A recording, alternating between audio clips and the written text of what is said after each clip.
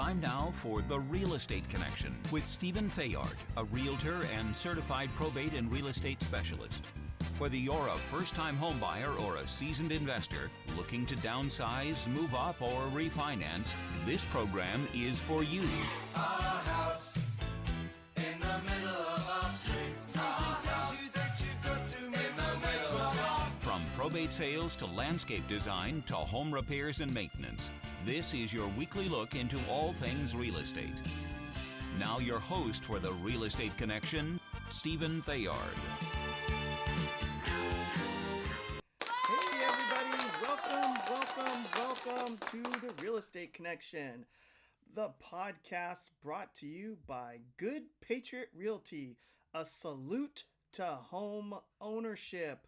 So again, a round of applause. Thank you for joining me today. I really do appreciate it. We are back in the saddle again. Took a little break from the podcasting just to catch my breath a little bit towards the end of the year, and now have some energy back, and we're ready to rock and roll all over again. But with that being said, we're going to jump right into today's podcast.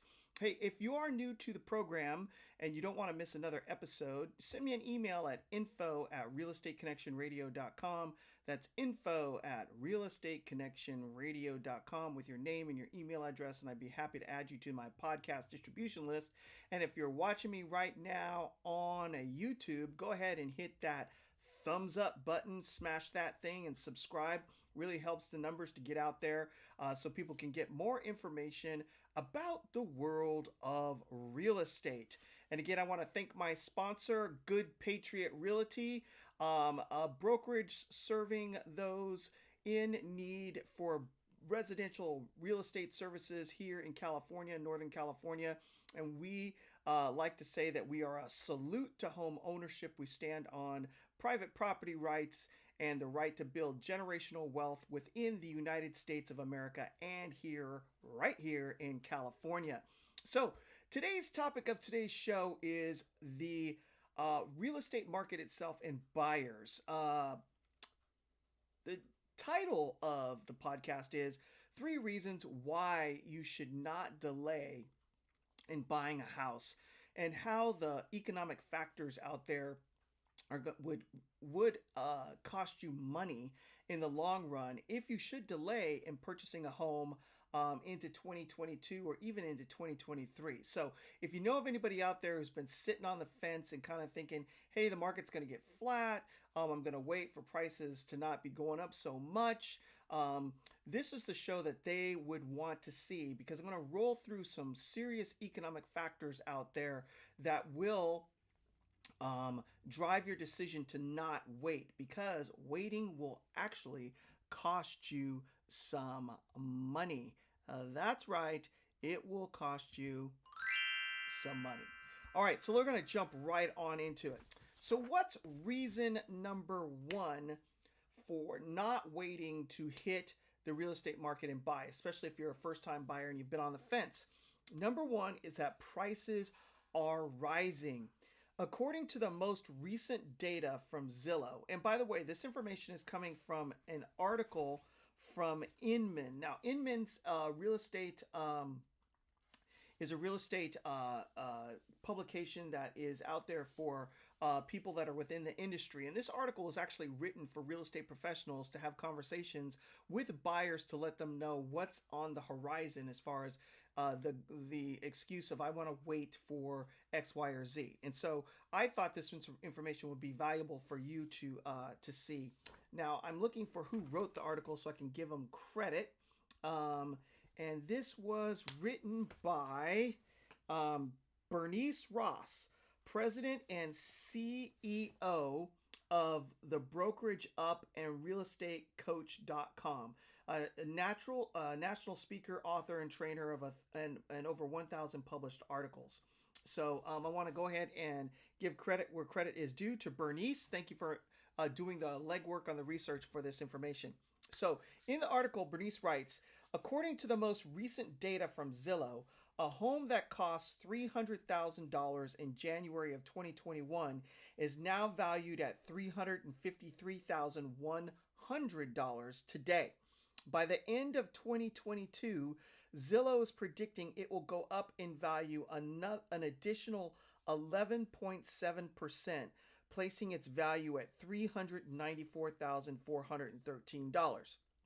So, again, if the house that was valued at the beginning of this year of $300,000 is now up $53,100, and by the end of 2022, it will be up nearly $100,000, up an additional $94,413.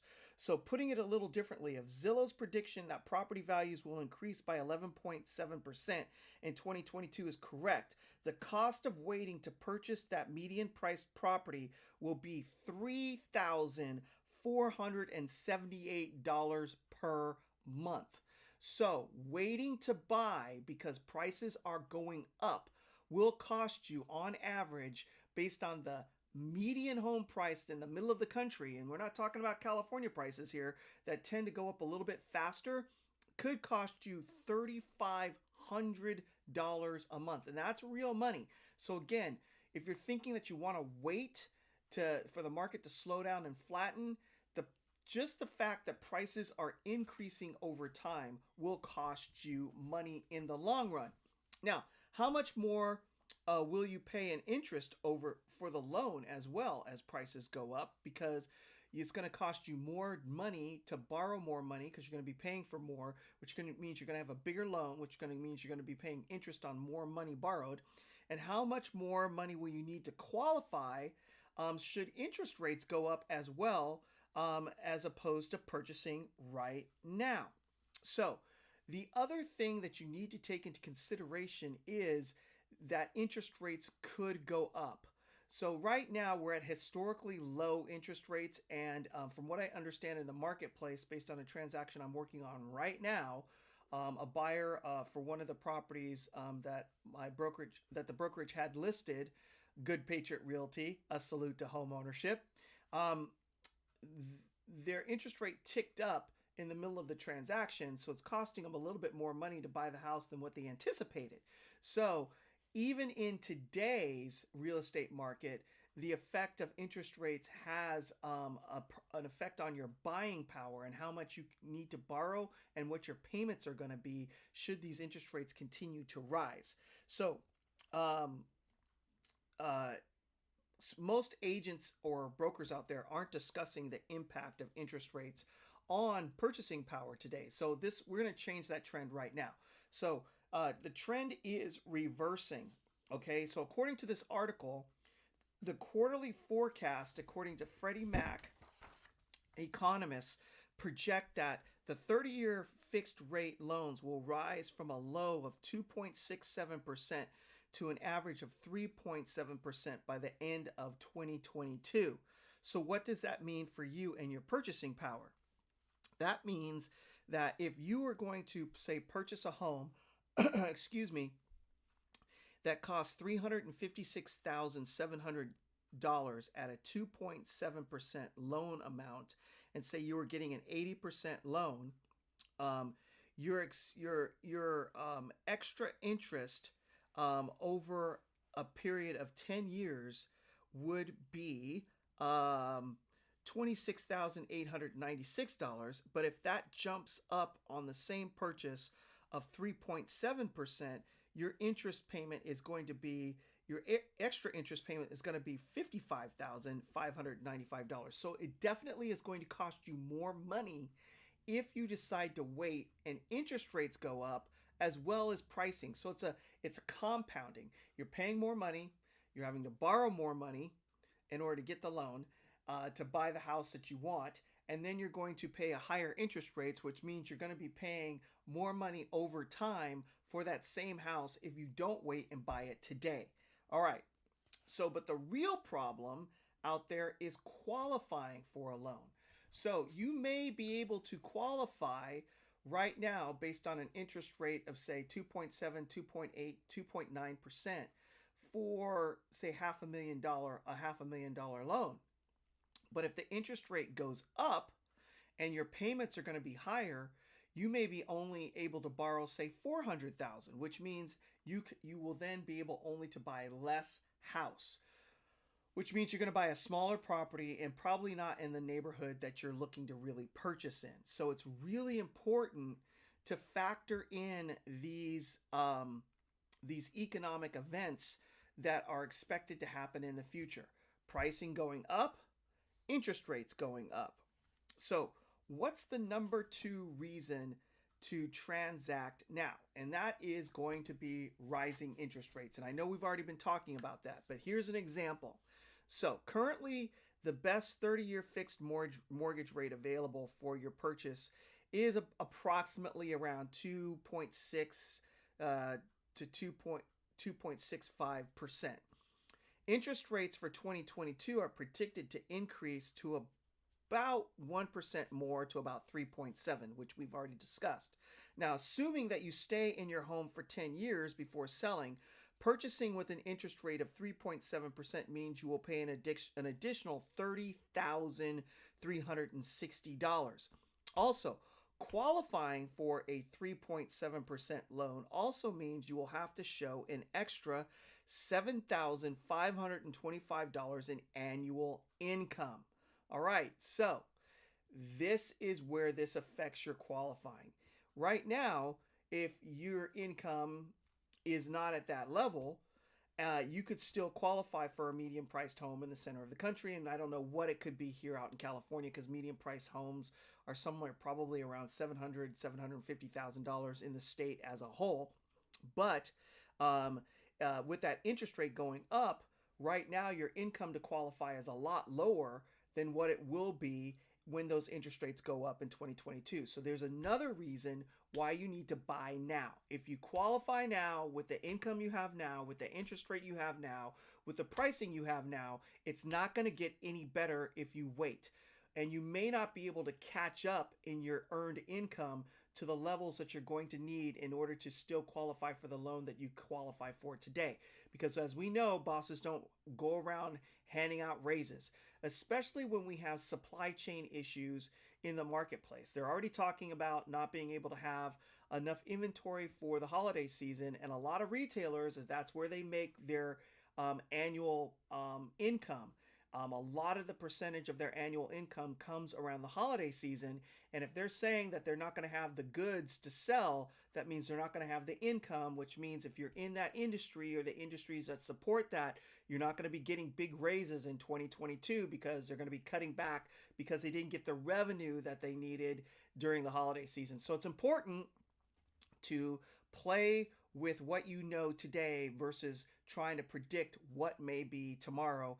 And the way it's shaping up, it doesn't look good in the future as far as pricing, interest rates, and the amount of money that you need to have in order to qualify. All right, so what's the third economic factor that we need to consider in regards to whether or not you buy now or wait and see what's going to happen? And that's inflation. All right, so as you know, if you've been hearing in the news, the inflation rate has been going up. It is not decreasing, it's going up. The costs of goods and services are soaring everywhere. Now, according to the Washington Post, from this article I'm reading, meat, poultry, fish, and eggs are up 15.7%. And gasoline prices have increased 43.9% on average, from 2.274 per gallon in September of 2020 to 3.27 per gallon in September of 2021. Now, if you live in California, you can add $1 to that. As we're seeing prices in the Bay Area getting near $5 a gallon for gas. And this is a hidden tax on everyone called inflation.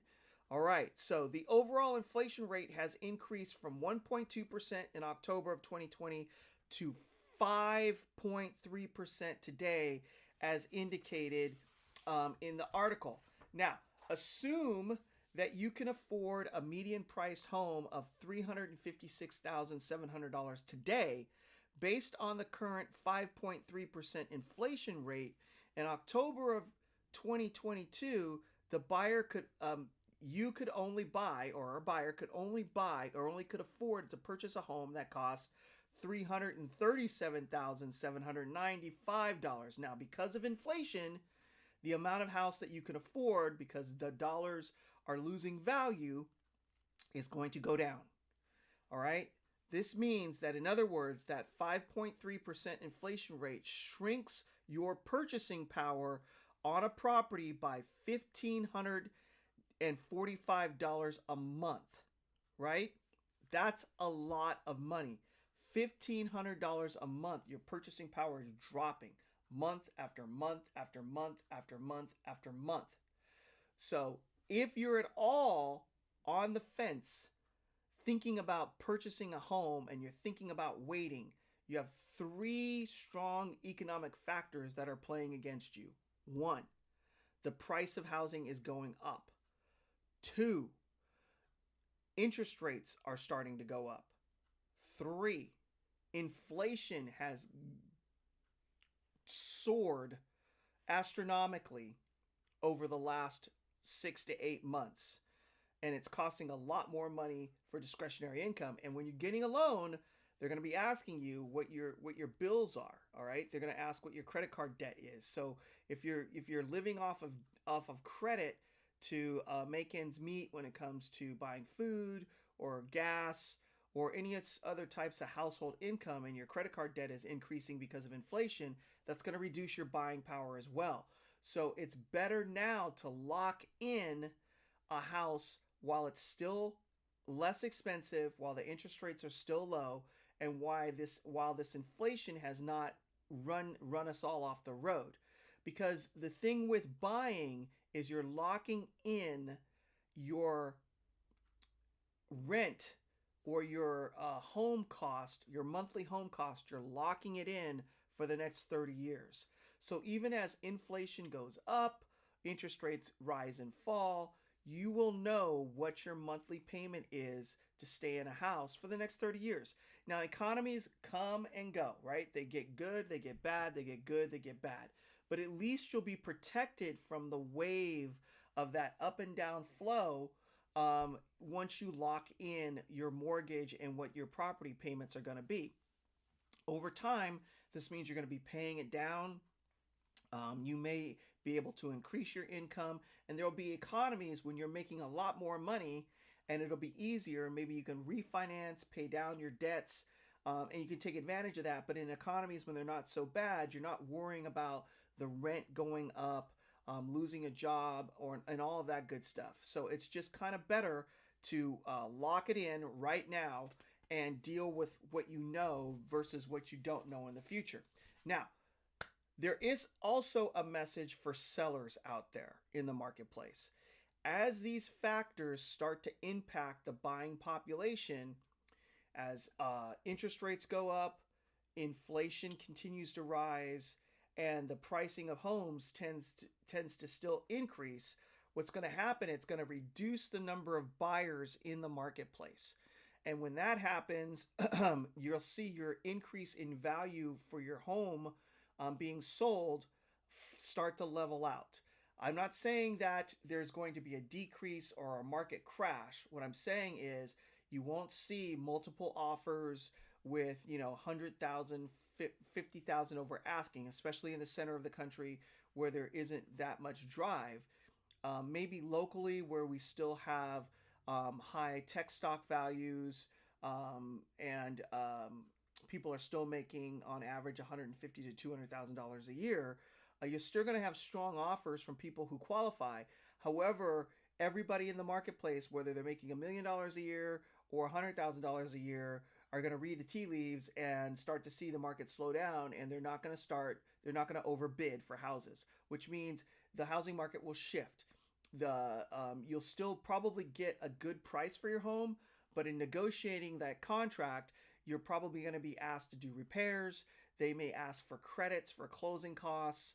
They may try to knock you down for termite tenting costs and things of that nature. So be prepared for the market to shift a little more on an even playing field where the buyers will still give you a fair price for your home, but want the home to be fixed prior to close of escrow.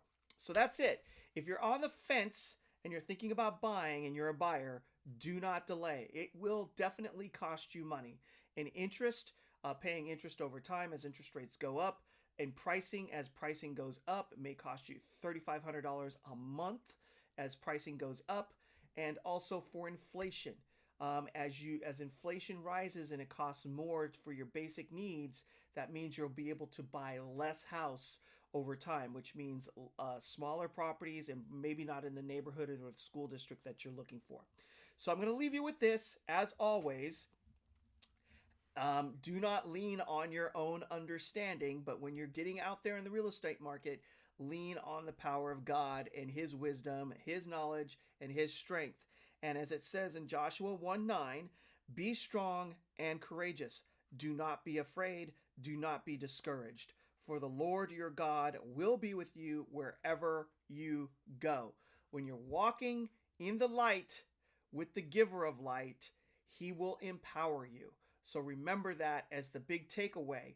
Even if you feel like this is a big daunting task to buy, do not fear, because God's with you. All right, with that, thank you for joining me for another episode of The Real Estate Connection, brought to you by Good Patriot Realty, a salute to home ownership. If you have any specific questions about your specific fact pattern in buying a home, and you don't want to wait and want to take advantage of the economic climate as it is today, give Stephen Theard, your real estate broker, a call at 408-472-0817. Again, 408-472-0817. If you don't want to miss another episode of The Real Estate Connection, send me an email right now at info@realestateconnectionradio.com with your name and your email address, and I'd be happy to add you to the podcast distribution list. You can also find The Real Estate Connection on Podbean and Apple Podcasts. So with that, thank you again for joining me, and I'm going to put up the ending music, and we will see you next week. God bless you, God bless your family, and God bless the United States of America. See you next week. This has been The Real Estate Connection with Realtor and Certified Probate and Real Estate Specialist Stephen Theard. Licensed Cal BRE number 0170019. For more information on this program, visit realestateconnectionradio.com. To contact Stephen directly, call 408-472-0817 or email info@realestateconnectionradio.com. And be sure to tune in next week at this time for The Real Estate Connection.